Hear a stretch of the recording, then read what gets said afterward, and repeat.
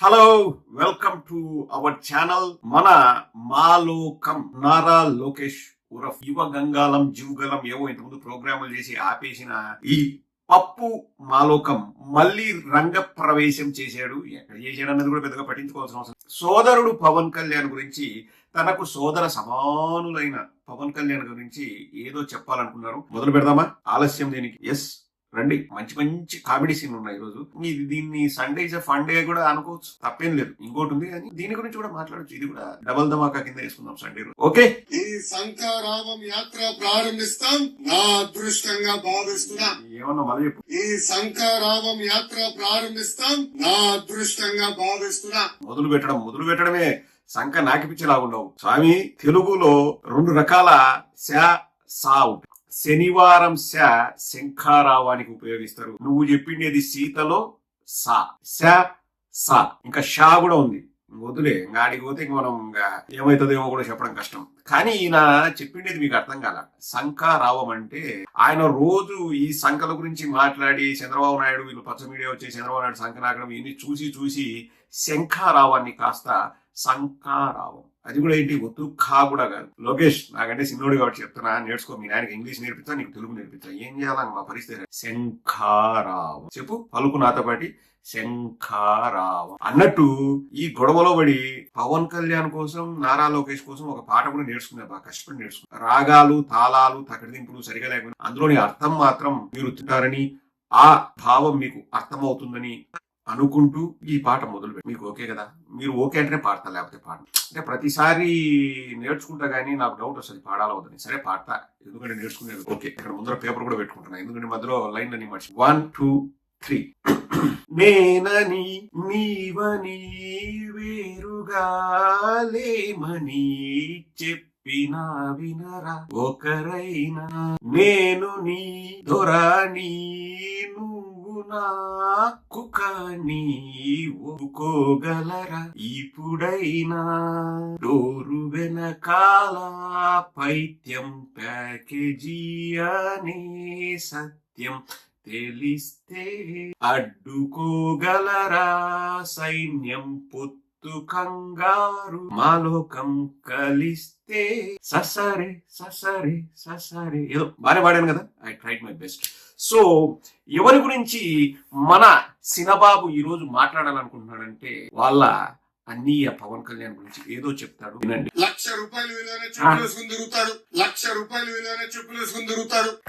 బాబు మాలోకం నారా లోకేష్, నీకు గ్రాండ్ గా పాట కూడా వాడినా. ₹1,00,000 వేసుకొని చెప్పులు వేసుకొని తిరుగుతాడు. ఇది కాదు నువ్వు పవన్ కళ్యాణ్ గురించి చెప్పాల్సింది. కావాలంటే సొగ మరిగినాక 50,000 అమ్ముకోను, మాకెందుకు చెప్పు అంటే కోపంలో ఉన్నాడేమో. పొత్తులో భాగంగా ప్యాకేజ్ ఇచ్చేది మేము, ₹1,00,000 చెప్పులు వేసుకొని తిరిగేది పవన్ కళ్యాణ్ అని. అట్ట కాదు బా, 4 మంచి మాటలు. జన సైనికుల్ని మనము ఐస్ చేసుకోవాలా. వాళ్ళు ఎలాగో సీఎం గారు అని చెప్పేసి వాళ్ళు ఏడుస్తున్నారు, మనం ఐస్ చేసుకోవాలా. ఆ టాలెంట్ లేకపోతే ఎట్లా? నీకు శంఖారావం ₹1,00,000 చెప్పు. ఈ కాదు పవన్ కళ్యాణ్ గురించి మాట్లాడుతున్న కార్యక్రమం. అందుకే ఈ కిట్ మీరు ఇంటికి తీసుకెళ్లి బాబు సూపర్ 6 ప్రతి గడపకి తీసుకెళ్లాలని ఈ సభాముఖంగా నేను మిమ్మల్ని అందరినీ కోరుతున్నాను. ఈ రోజు రాష్ట్ర పరిస్థితులు ఎలా ఉన్నాయో మీ అందరూ చూస్తున్నారు. నువ్వు చూసావు కదా. ఆనాడు చంద్రబాబు నాయుడు గారిని అరెస్ట్ చేస్తే రాష్ట్రానికి వచ్చేదానికి ప్రయత్నించిన పవన్ కళ్యాణ్ గారు కూడా ఏకంగా బాటలు ఆపే పరిస్థితి. ప్రత్యేక విమానంలో రావాలంటే విమానం కూడా పర్మిషన్ ఇవ్వని పరిస్థితి.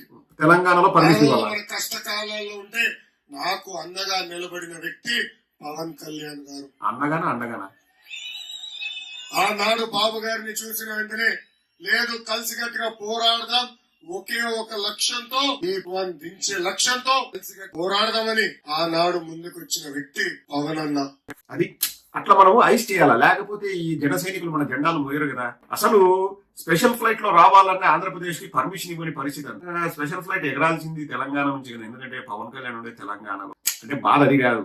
చూడు, మేము లెక్కించడం ప్యాకేజ్ తీసుకొని ఫ్లైట్ ఎక్కుతాడు, అది బాధ. ₹1,00,000 ప్యాకేజీ ఏదో అంటున్నాడు కానీ ఓకే అబ్బా. పవన్ కళ్యాణ్ మీ అన్నే.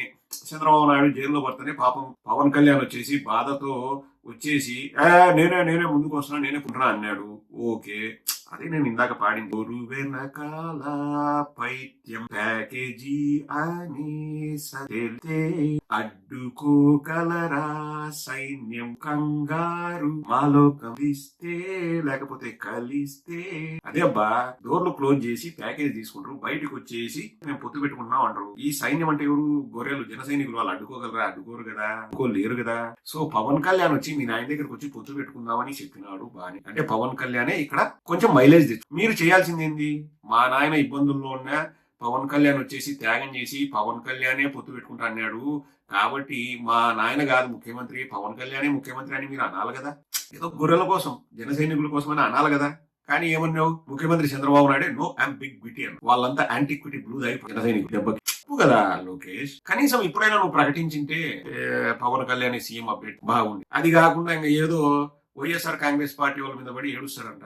ఏడ్చి ఏం చేస్తారు? మెరుపులు కూడా ఉండాలి, కూడా చూపిస్తాం. ఎందుకంటే మనం ఏం చేయాల్సిన అవసరం లే, అన్ని నారా లోకేష్. ఈ వైకాపాలో పేటిఎం బ్యాచ్ ఉందండి.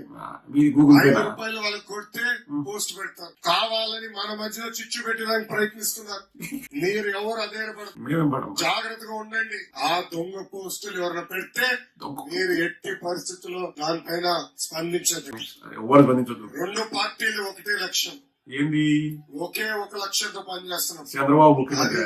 బాయ్ బాయ్ జగన్ లక్ష్యం. ఆంధ్ర రాష్ట్రానికి క్యాన్సర్ లాగా తినేస్తున్న జగన్ ప్రభుత్వాన్ని తరిమి కొట్టే లక్ష్యం. అందుకే కలిసికట్టుగా పనిచేద్దాం. ఆ సైకో జగన్ ని శాశ్వతంగా తాడేపల్లి కొంపలో పెట్టి లాకేసే బాధ్యత తీసుకుందామని ఈ సభాముఖంగా కోరుకుంటూ, పెద్దలన్నట్టు సైకో పోవాలి,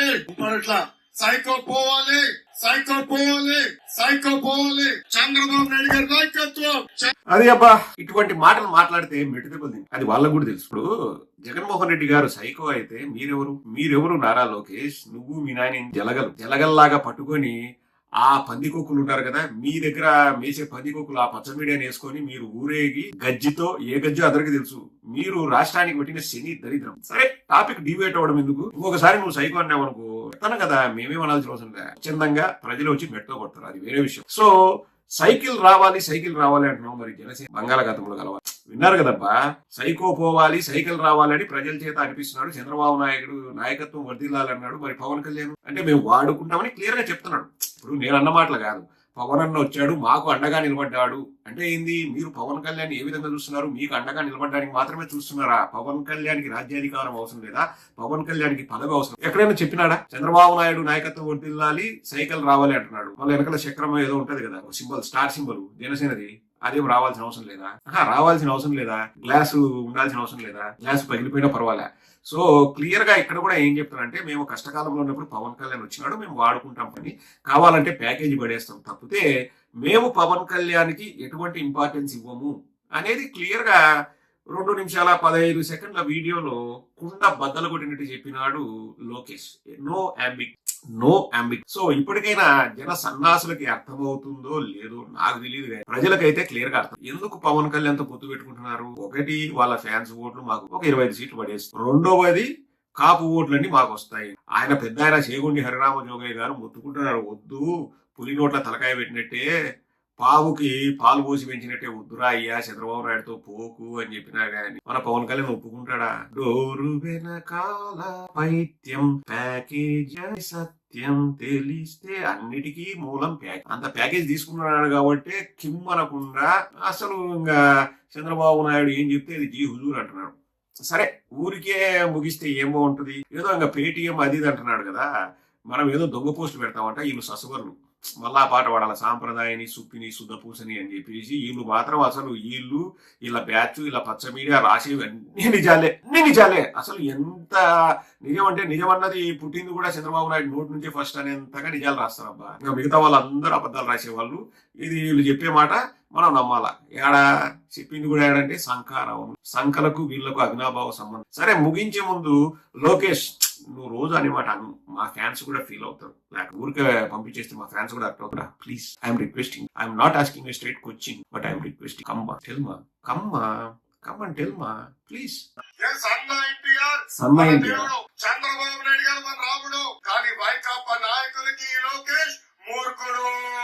అంత దీర్ఘం తీసి మూర్ఖుడు అని నువ్వు చెప్పాల్సిన అవసరం లేదు. నువ్వు మూర్ అనే లోపలే మాకు తెలిసిపోయింది నువ్వు ఏందనేది. నువ్వు పెద్ద మూర్ఖుడివే, మేము కాదని ఎప్పుడన్నా. మేము కూడా రోజు పోస్టులు పెట్టేది చెప్పేది కూడా ఏంటంటే నువ్వు మూర్ఖుడివి, నువ్వు అవసరం లేదు మా రాష్ట్రానికి అని చెప్తే అది దొంగ పోస్టులు అంట, పేటీఎం అంట, 5 రూపాయల పోస్టులు పెడతారంట. సరే నువ్వు 10 రూపాయలు అయినా కానీ మూర్ఖుడనే పెడతాం, లేకపోతే 100 రూపాయలు అయినా కానీ మూర్ఖుడనే పెడతాం, ఎవరికొరికి డొనేషన్స్ అన్నా ఇస్తాం.